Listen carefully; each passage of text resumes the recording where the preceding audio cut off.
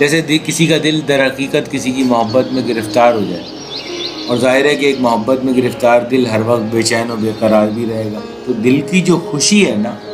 وہ صرف محبوب کے دیدار اور قرب تک محدود ہو جاتی ہے، اور زندگی کی تمام خوشیاں محبوب کی ذات سے وابستہ بھی ہو جاتی ہیں، اور دل پر قابو نہیں رہتا، یعنی ہم اسے دوسرے معنوں میں کہتے ہیں کہ ہم اپنا کنٹرول کھو دیتے ہیں، اور دراصل اسی کیفیت کو دل کا بے ایمان ہو جانا یا دل کا پرایا ہو جانا کہتے ہیں، کیونکہ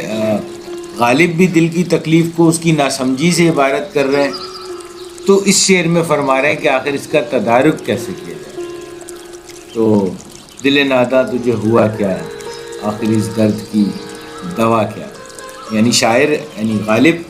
چونکہ دل نادان کی حالت سے پوری طرح واقف ہیں، اس لیے